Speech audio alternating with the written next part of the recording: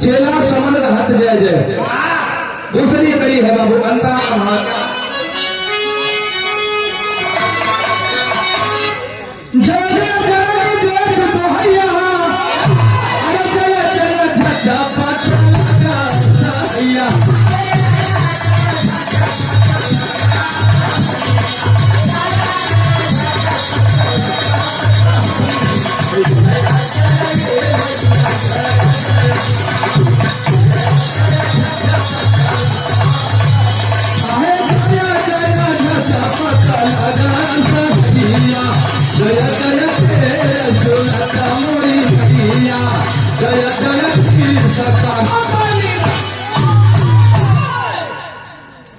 जय जय जननी देव दोहैया जय जय झटपट लगा सहैया जय जय टेर सुनत परिमैया जय जय ठेस करत निर्दया।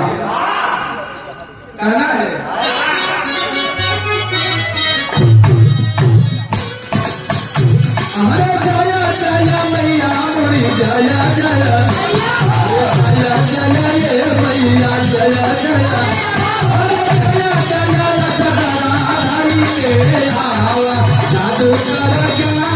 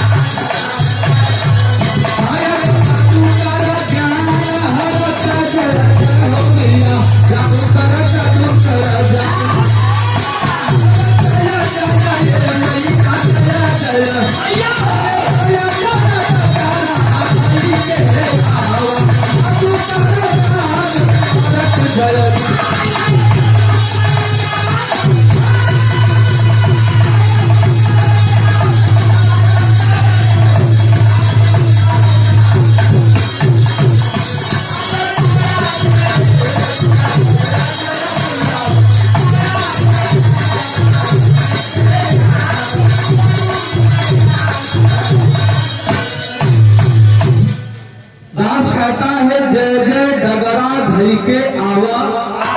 जादू करा ज्ञान। तीसरी और अंतिम कड़ी सा है जय जय ढंग से सभा में आजा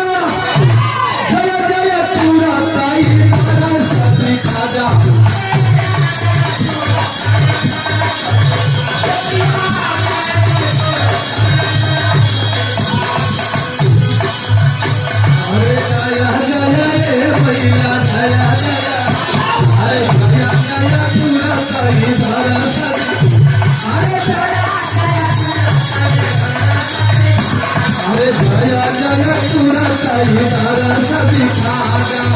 जय जय खीर सजी घर में बधाजा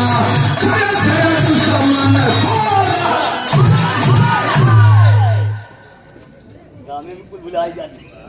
जय जय ढंग से सभा में आजा कैसे की भक्त प्रहलाद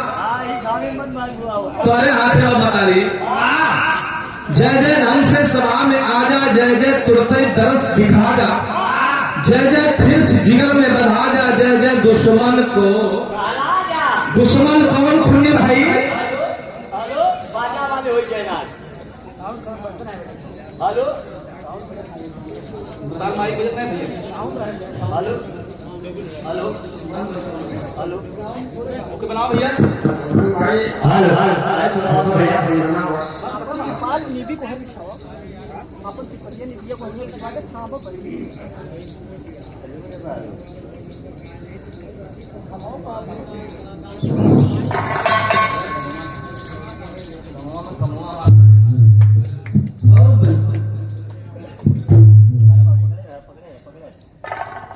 ले लो भैया